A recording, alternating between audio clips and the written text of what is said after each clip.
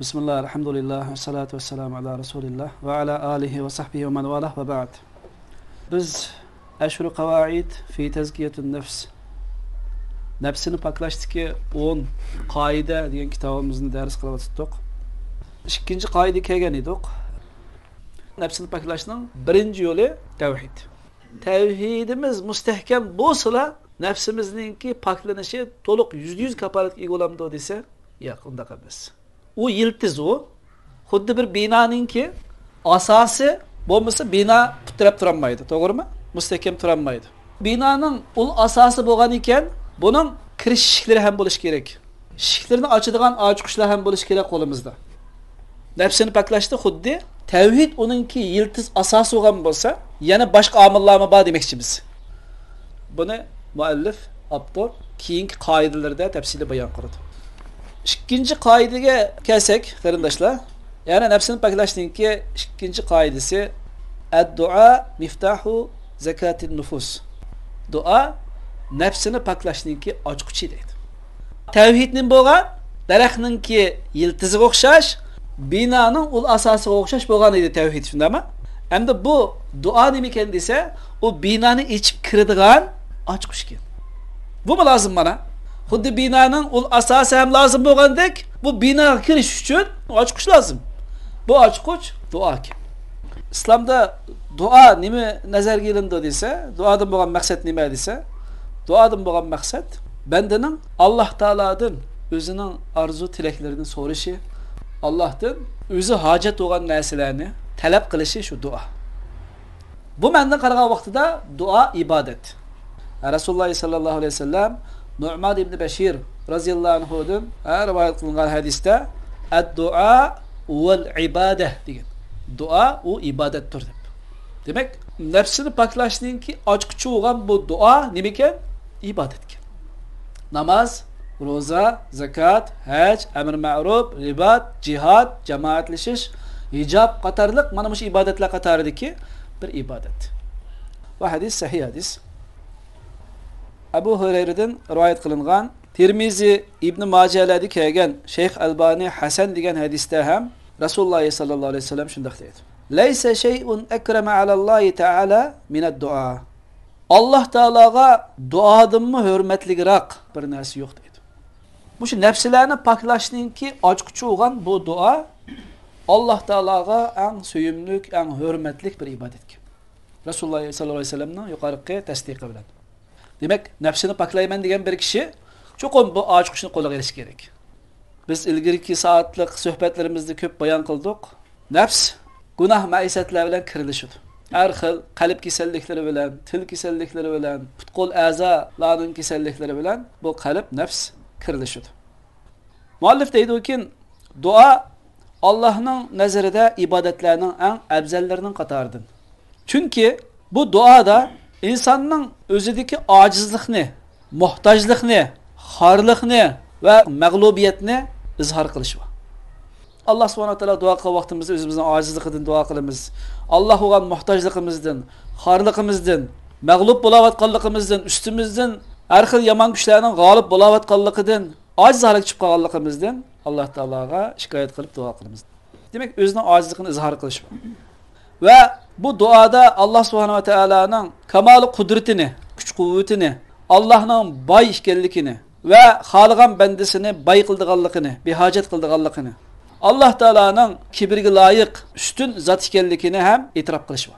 Ve düşmanlarının kalbini keşken nerslerini hem tarmar kılışka Allah Teala'nın gücü yetidiqallıqını hem itiraf kılış var bu duada. Demek bu dua yuqorqidek alayilliklar ega bo'lganlikdan Allohning nazarida ibodatlarning eng afzallarining qatoridan sanalgan. Ikki narsa bo'ldi. Birisi o'zlik ojizlikni, muhtojlikni, har holat kuchib qolganligini izhor qilish bo'lsa, ikkinchisi Allohning kamoli qudratini e'tirof qilish bo'lganlikdan bu duo ibodatlar ichidagi eng fazilatli amallarning qatoridan sanalgan. Ondan boshqa bu nafsini paklashning ochqichi bo'lgan bu duo qarindoshlar barcha yaxshilik ishiklarining ichilishida katta ahamiyati bor. Bu yaxshilik ishiklarininki ichilishida katta ta'siri borligini Sheyxul Islom Ibn Taymiya Abul Qasim Mag'ribi degan shu kishiga qilgan vasiyatida shunda ifodalangan ekan, ad-du'a miftahu kulli khayrin. Dua barcha yaxshilikninki ochquchi deb. Buni Majmuul Fatavoda keltirgan ekan. Shu biz yuqori to'xtalayotgan nafslarni poklashning ochquchi bo'lgan duo barcha yaxshilikning ochquchi. Duo bilan bu yaxshilik qo'lga keladi. Sen uchun taqilib qolgan, sen uchun uzoq bo'lgan, sen uchun qiyin bo'lgan barcha yaxshiliklarni echishninki yo'li sening duo qilishing. Duo sana yaxshilikning eshiklarini echib beradi demakchi. Allah subhanahu taala o'ziga duo qilgan, o'ziga iltijo qilgan har qanday kishining duosini ijobat qilganligi haqida va'da qildi dedi. Faqala taala astagfirullah va qala rabbukum ad'uni astajib lakum. Sizlarning Rabbinglar dedikin, "Men duo qilinglar, men duoyinglarni ijobat qilaman" dedi. Demak, shu nafsini poklashninki ochquchi bo'lgan duo Alloh taolaga xolis holat qilinsa, Alloh taolo u duoni ijobat qilganligi bilan va'da qildi demakchi. Shart bandalarning o'z hojatlari borasida Alloh duo qilish. Buningki javobi chu desa, astajib lakum. Allohning o duoni ijobat qilish. Duo ya darhol ijobat bo'lishi mumkin, ya bir oz kechikib, kunlardan keyin, oylardan keyin, yillardan keyin ijobat bo'lishi mumkin, yoki oxiratga kelishi mumkin. Mu'min uchun hammasi yaxshilik. Bir hikmetni Allah biladi. Shu bandigi qaysi vaqtda, qanday o'rinda ijobat qilishni Alloh yaxshi biladi. Qaysi vaqtda, qaysi o'rinda ijobat bo'lishini Alloh taolaning belgilashi, yana shu bandaning manfaati uchun. Ammo xolis bilan qilingan duoda albatta u bir ibodat bo'lganlikdan buning ajr hasanat bor. Amirul Mu'minin Umar ibn Xattob raziyallohu anhu shunday degan ekan: "Inni la ahmilu hammal ijaba, walakin hammad du'a, fa iza ulhimtu ad-du'a fa innal ijabata ma'a." Umar ibn Xattob raziyallohu anhu Tirmizi ibn Majah'larda kelgan Şeyh Albani Hasan degan hadisda shunda degan ekan: "Men ijobatning g'imini qilib ketmayman" dedi. Lekin mening g'imim duo qilish. Mening vazifam duo qilish, uning ijobati haqida men g'am qilib ketmayman. Qachonki men duoga yetaklansam, duoga ilhom qilinsam, uning bilan ijobati hamroh, ya'ni uning bilan ijobati birga. Deyish orqali Umar ibn Xattob raziyallohu anhu duoning ijobat bo'lish haqida boshqa turib g'am qilib ketmaydiganligi, ammo ko'ngil bo'ladiganini, muhim deb biladiganining duo ekanligini o'tirib qo'ygan. Demak, mushayda bizga bir ta'limot bor.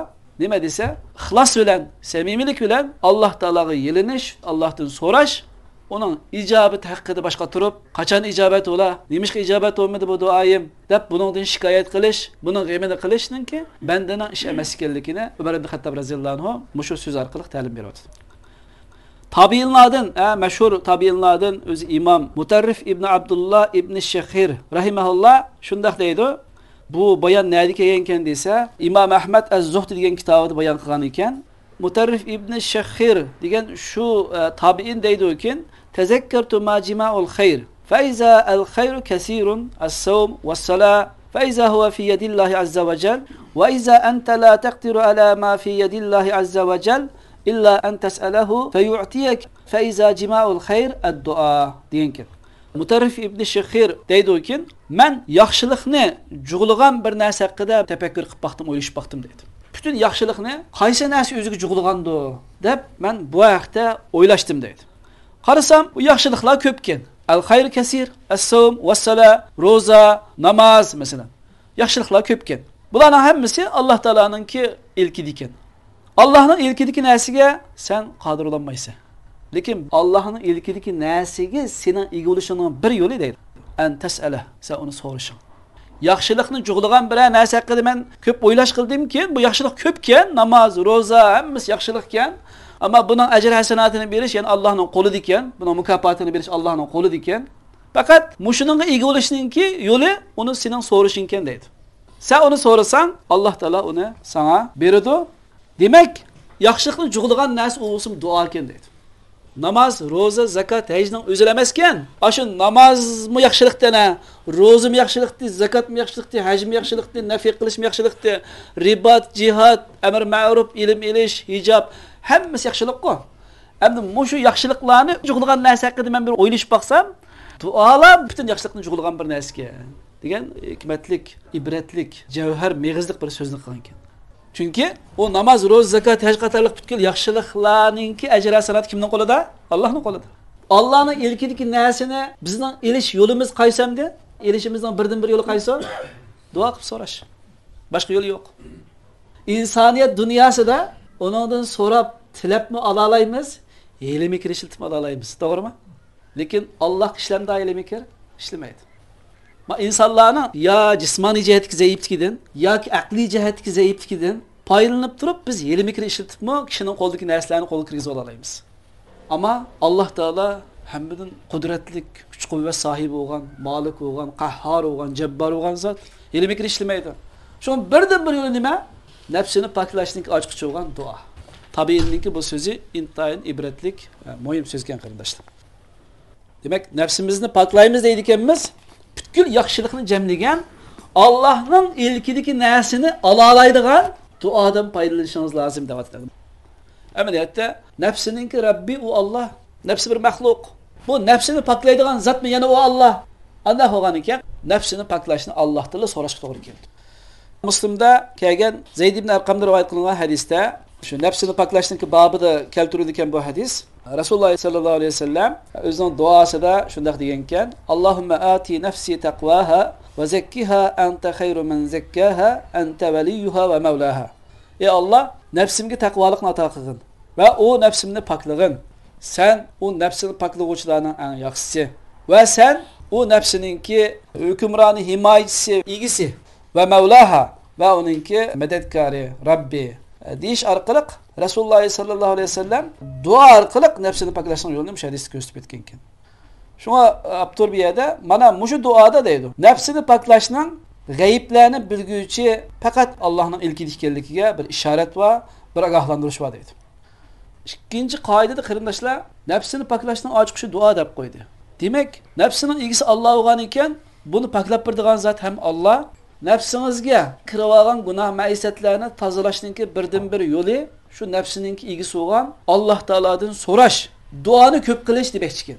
Bir gunoh qilib qolgan bo'lsak, hamda hammamizning har turli gunohlari va Alloh taolo afv qilsin. Mana mushu gunohlarimizni tozalashda cho'qim shu nafsining Rabbi bo'lgan Alloh taologa yilinishning, Alloh taologa duo qilishning lozimligi mush hadisdan chiqib turibdi qarindoshlar. Bu yerda muhim bir nuqta nima desa, nafsini poklashda cho'qim Allohga tayanishimiz lozim ekan degan bir mazmun chiqyapti bu yerda. Shunga bu duo nafsini poklashninki muhim katta ochiqishlardan qatoridir. Shuning uchun Rasululloh sallallohu alayhi vasallamning duolarining ko'pinchisi bo'lgan desa, ya muqallibal qulub sabbit qalbi ala dinik. Ey qalblarni o'rib-cho'rib turg'uvchi, o'zgartirib turg'uvchi zot, qalbimni diningda mustahkam qilgin degan duosi. Demak, mana biz ilgari darsimizda o'tgan, bu yerdagi nafs shu qalb, ulamolar nafsini qalbmi deb tafsir bergan to'g'ri. Unda olgandan keyin bu nafsini o'zgartirib turg'uvchi, gunoh ma'isatga cho'kib qolgan shu nafsini pokiz nafsiga ham o'zgartira oladigan. Agar inson gunoh ma'isatga berilib ketsa, pokiz qalbini gunoh ma'isatga cho'milgan qalbga ham o'zgartirib turadigan shu Alloh taologa Rasululloh sollallohu alayhi vasallam ko'proq duo qilib, ey qalblarni o'zgartirib, o'rib-cho'rib turg'uvchi zot, nafslarni o'zgartirib, o'rib-cho'rib turg'uvchi zot, qalbimni, nafsimni sening diningda mustahkam qilgin deb duo qilyapti. Mana bu shart yana nafsini poklashdan ochiqishidan foydalanyapti Rasululloh sollallohu alayhi vasallam. Ilgari keyin gunohlari mag'firat qilingan zot mana bu ochiqishni ham bizga ko'rsatyapti. Nafsimni poklayman, qalbimni poklayman desang, Alloh duo qilgan yo'lni bizga o'rgatyapti. Bu hadis ham Anas ibn Malik roziyallohu anhu rivoyat qilingan Shayx Albani sahih degan hadislarning qatoridan ekan. Muallif deydi, Abdur deydi, qachoniki banda o'zining qalbiga ega bo'la olsa, ya'ni qalbining yugunni shayton tutqizib qo'ymay, o'zi uningga ega bo'la olsa va o'zininki hojatlari, muhtojliklari, ojizliklari haqiqatan rasul bo'lsa, Alloh taoladan ana shu hojatlari borasida kuchlik so'rab duo qilsa va ijobat bo'lishga oldirab ketmasa va yana shuning bilan birga duolar ijobat bo'lgan fazilatli vaqtlarni tepishga harakat qilsa, tirishchanlik ko'rsatsa, bu kishininki duosi qaytarilmaydi deydi. Ana duoninki shartlarni o'tirib qo'yadi bu yerda. Demak, nafsini poklashda mana bu shunday shartlarga rioya qilsa, u kishininki duosi ijobat bo'lib, nafsini poklanish kafolatiga ega bo'ldi demoqchi. Endi bu yerda muallif deydi, duoda sizga yordam qiladigan eng cho'ng narsa deydi. Sizning Alloh taolo duo qilishingizda sizga yordamchi bo'ladigan eng cho'ng narsa nafsingizni poklashning Allohning ilkida ekanligini tunib yetishingiz deydi. Demak, duo qilish bilan birga mana shu duoning ijobat bo'lishida sizga yordamchi bo'ladigan narsa shu nafsingizni poklashning sizning ilkingizda emas, yoki sizning ustingizdagi bir kishilarning ilkida emas, faqat shu nafsining Rabbi bo'lgan, nafsini yaratgan, shu Allohning ilkida ekanligini sizning tunib yetishingiz, bu sizning duoyingizga yordam qiladi deydi. Duo qilish bilan birga zehnimiz shu narsa bo'lish kerak ekan, Bu nefsimni paklaydigan zat fakat Allah. Degan mushu tushuncha bilan duo qilsangiz, bu nafsingizning paklanishi kaporatga ega bo'ladi, duoyingiz javob bo'ladi degan gap. Alloh taolo xohlagan bandani paklaydi. Chunki butkul ish u Allohning ilkida, u Allohning xolis ostida. Alloh taolo deydi-ki, estağfirullah, balillahu yuzakki man yasha. Balki Alloh taolo xohlagan bandasini paklaydi. Mana mush oyatning dalili bilan nafsini paklaydigan zot u Alloh. Demek Allah bu nefsini paklab berdi degan tushuncha bilan duo qiling demoqchi. Va yana Alloh taolo deydi-ki, estağfirullah, "Ve la fazlullahi alaykum ve rahmetu ma zaka minkum min ahadin abada, walakinnallaha yuzakki man yasha." Agar Allohning sizlarga fazli marhamati, rahmati bo'lmaydigan bo'lsa, sizlarning ichingizdan hech bir kishi abadiy poklanmagan bo'ladi. Lekin Alloh xohlagan bandalarini poklaydi. Bu yerdagi paklashni mufassirlar xil tafsir qilgan. Muallif bu yerda qalbini paklamoqchi bo'lgan kishiga yo'l ko'rsatib, duoni o'zingizga lozim tuting deb aytadi. Demak, bu duoda ham duo qilish bilan birga zehnimizni shu narsa uch qilish kerak ekan. Nafsini paklaydigan zot u faqat Alloh degan tushuncha bilan duo qilishni o'rgatish uchun mana bu oyatlarni dalil qilib keltirib o'tdi. Demak, Alloh taolaning ilkida xalqan bandaning nafsini paklash. Ve İbn Abbas yuqorqi ma zaka minkum, agar Allohning fazli marhamati rahmati bo'lmagan bo'lsa, sizlarning ichingizdan hech bir kishini abadiy paklamagan bo'ladi degan shu yerdiki, ma zakani paklash deganni Ibn Abbas shunday tafsir qilgan ekan. Alloh taolo o'zining mahluqotlarining ichidan hech bir kishini uningga manfaat qiladigan bir yaxshilik, yaxshi ishqa uni yetaklamagan bo'ladi va inson uningdan mudofaa qiladigan hech qanday bir yomonlikdan u bandani saqlamagan bo'ladi deb shuna tafsir qilgan ekan Ibn Abbas raziyallohu anhu. Yana yuqorqi nafsini paklashga uyg'un keladigan tafsir. Yuqorqi tafsir Ibn Jarir Tabarininki tafsirida kelgan ekan. Muallif deydi, avtor deydi, shu narsalarning hammasi, mayli bir yaxshilikka erishish, mayli bir yomonlikdan qo'g'dinish, shularning hammasi u bo'lsin Alloh taoloning nasib qilishi bilan, Alloh taoloning xohishi bilan ish qashidi. Demek bir yerdeki sözlerden xulosasi nima bo'ldi desa, nafsini paklashninki ochqishi bo'lgan duoni qilish bilan birga shu nafsini paklaydigan zot faqat Alloh ekanligini chuqur kallada mustahkam o'rnatish lozim demoqchi ekan. Bara ibn Azib raziyallohu anhudan rivoyat qilingan hadisda Bara ibn Azib raziyallohu anhu shunday deydi ekan, Rasululloh sallallohu alayhi vasallam Ahzab kunisi biz bilan birga to'p to'shgan edi deydi. Xandak bo'ldi-ya, xandak urushi deb qo'ydilar Ahzab urushini. Yahudilar Rasululloh bilan bo'lgan to'xtamni buzib, Quraysh mushriklardan birlashib olib, Rasulullohga umumiyuzlik jang e'lon qilgan bir kun. Shu kuni Rasululloh sollallohu alayhi vasallam biz bilan birga xandakdan qo'llangan to'plarni masjidga chiqarishda biz bilan birga to'p to'shyapti deydi. Va Rasulullohninki qo'sqininki oppoqligini to'pa to'sib olgan edi deydi. Ya'ni Rasulullohning qo'sqi oppoq edi, to'pa tegib qo'sqining oqliq to'silib qolgan edi deydi. To'p to'shig'ach Rasululloh shunday degan edi deydi. Vallahi lavlallohu mahtadayna va la tasaddaqna va la sallayna degan edi deydi. Allohul qasamkin, agar Alloh bizni hidoyat qilmagan bo'lsa, biz shahodat kalimasini tasdiq qilmagan bo'lardik va namozni o'qimagan bo'lardik. Deyish orqali yana nima demoqchi desa bu yerda, bu shahodat kalimasini tasdiqlash, bu namoz o'qish, ya'ni ibodatlarni qilish, bu Allohningki ilkidagi ish ekanligi. Allohning fazli marhamati ekanligi. Allohning xolishi bilan bo'lganligini bayon qilgan. Şu muallif bir yerde hem siz nefsimini paklayman deydi ekansiz, çokum Allah yilinishingiz lazım. O Allah'ın ilkideki iş diyenge delil süptide bunu hem keltirgen ekan. Demek yukarı bayanlardan hidayet, iman ve bütkül yaxşılıklar fakat ve fakat Allah'ın ilkide. Şu vecide Resulullah sallallahu aleyhi ve sellem sahabelerinin vücuduga mana muşu küçetini tikkeni deydi. Yani hidayet, iman, İslam, barcha yaxshiliklar Allohning ilkida, Allohning xolishi bilan bo'ladi degan mushu tushunchani har bir sahobaning vujudiga yerlashtirgan edi. Va mushuni davomlashtirishni Rasululloh sollallohu alayhi vasallam ta'kidlagan edi. Shu tushunchani har vaqt o'zida amro qilishni lozimligini Rasululloh sollallohu alayhi vasallam ta'kidlagan edi. Shunga Rasululloh sollallohu alayhi vasallam o'zining xutbalarini qanday boshlagan? "Men yahdihillahu fala mudilla lahu va men yudlil fala hadiya lahu" deb boshlagan edi. Allah hidayet qilgan bandani azdırg'uvchi yo'q, Allah azdırgan bandani hidayet qiluvchi yo'q degan mushu so'zi bilan boshlagan edi. Allah hidayet qilgan kishini azdırg'uvchi yo'q, Allah azdırgan kishini hidayet qiluvchi yo'q degan bu mazmunda bizning bir chekchigiralarimiz va to'xtaydigan yerlarimiz var. Yani bu haqida uzun bir tahlillar, uzun bir munoziralar var. Mushu hadis qarab turib izib ketgan toifalar ham bor. Shunga buningga cho'nqurlab ishkirlab kirish xatarlik. Shunga salaf solihlarninki mushunga bergan tushunchasi bo'yicha to'xtashga to'g'ri keladi.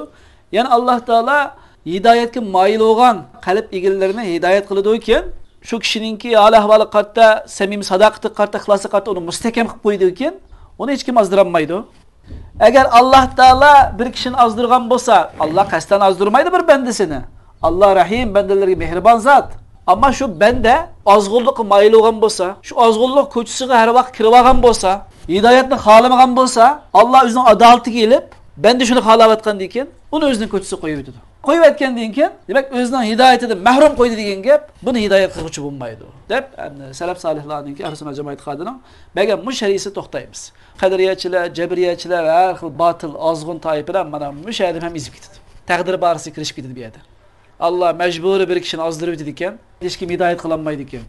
Alloh taolo bir kishini o'zi xohlab hidoyat qilib qo'ydi ekan, uni hech kim azdiranmaydi ekan deb nuqullar shundaqlik yuzaki tahlil qilib qo'yib, ezib ketgan toif firqalar bor. Maqsad nima desa, bu yerdagi yuqorida tilg'ilingan "May yahdihillohu fala mudilla lahu va may yuzlil fala hadiya lahu." Tavfiq, hidoyat, iymon, islom, barcha yaxshilik Allohning ilkida degan narsani tushuna olamiz bu hadisdan. Şu nefsimni paklayman deydi ekanmiz, yana bu nefsini paklashdan Allohning ilkida ekanligini unutmasligimiz lozim demekçi. Shunga bu duo qarindoshlar nefsini paklashdagi eng katta ochqishdan birisi.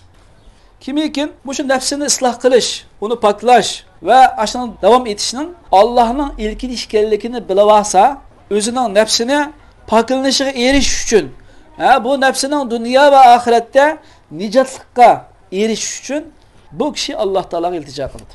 Bu kishi duo bilan takrar talab qilgan holatda va umid qilgan, tamo qilgan holatda Alloh taologa yuzlandi. Bu yerda yana bir aslatib qo'ydigan, qo'shimcha qilib qo'ydigan narsa nima desa, duo qilish bilan uning talab taqozosi uchun yashash mana bu bo'lmaydi. Bir kishi duo qilyotdi, ammo amali boshqa bo'lib qolsa, duoga zid bo'lib qolsa, ya'ni amal duo qarama-qarshi zid bo'lib qolsa, bu duoda ijobat bo'lishga umid yo'q. Duo bilan amal o'xshash bir yo'nalishda menish kerak. Parallel menish kerak. Bir kishi Allohdan hojatlarini so'raydi, ammo hayotida, amal ibodatlarida u duosiga uyg'un bir ishni qilmaydi. Uning xilof ishlarni qilib qo'yadi. Allohdan so'raydi-yu, Allohni ulug'lamaydi. Alloh taolo osiylik qilib qo'ydi. Alloh taolo axloqsizlik qilib qo'ydi. Va yoki Alloh taolodan kishilardan narsa kerak so'ramasligini so'raydi. Amalida davomli shuni kuni oladi. Amaladimi to'xta, men Allohdan so'rayapman, men amalimdimi buningga bir harakat qilay, sababini qilay demaydi. Va yoki farzandimizning hidoyat tepish haqida Allohdan ko'p narsani so'raymiz. Lekin uni deganda bandat o'g'atmaymiz, yaxshilik qiziqtirmaymiz, ta'lim tarbiya bermaymiz, shaytonning kayni kirmaslik haqida onunga bir o'z nasihatlarni qilmaymiz. Ammo jaramazga chiqib, "Ey Alloh, balamni hidoyat qilgin, balamni to'g'ri yo'lga yetakligin, shaytonga asr mahkum qilib qo'ymagin" deymiz. Bolaga nisbatan hech qanday shu duolarimizdagi talab taqozolovchi ish tutmaymiz, yo'l tutmaymiz. Yoki bir bola shaytonning kayni kirib ketgan bo'lsa, Alloh taoladan shuni so'raymiz-yu, ammo u bolani shu shaytonning kayni kirib ketgan shu ko'chalardan tortib olishga amaliy sabab harakatlarni qilmaymiz. Demak, bu duoning ro'yi xilof. Shuning uchun duo bilan shu duoningki talab taqozosi bo'yicha amaliy harakat qilish bu muhim qilishlar. İkisi paralel holatda, barobar holatda mavjud bo'lishi lozim. So'rg'inimiz, duolarimiz boshqa bir mavzuda, amal ibodatlarimiz boshqa bir ko'chada bo'lib qolsa, bir-biriga zid bo'lib qolsa, bu duoning ijobat bo'lishida umid yo'q va duoning talab taqozolarida ish tutmagan bo'lib qolamiz. Dars mushakkacha bo'ldi. Demak, bugungi darsimiz nafsini paklashninki ikkinchi yo'l haqida to'xtalgan bo'ldik. Nafsini paklashninki ochiqishi duo ekanligi, Allohning ilkidagi barcha yaxshiliklarni so'rash uchun faqat Alloh taolodan duo qilish orqali, so'rash orqali buni erisha oladiganligimiz. Nafsimizni paklaymiz deydi ekanmiz. Shu nafsini yaratgan, shu nafsininki Robbi bo'lgan Alloh taolo bu nafsini paklay oladi degan e'tiqod bilan Alloh taolodan so'rashning lozim ekanligi chiqadi ekan bu mazmunlardan. Günah maisat bilan kirilishib ketgan qalblarimizni Alloh taolo avval tavhid orqali, andan keyin Allohga xolis qilgan duoi tilovatlarimiz orqali paklab bersin. Qalbni paklashning ochqichi bo'lgan duoni har vaqt o'zimizga lozim tutishga, uning talab taqozzolari bo'yicha ham yashashga Alloh taolo muvaffaq qilsin. Subhanakallahumma bihamdika ashhadu an la ilaha illa anta astaghfiruka va atubu ilayk.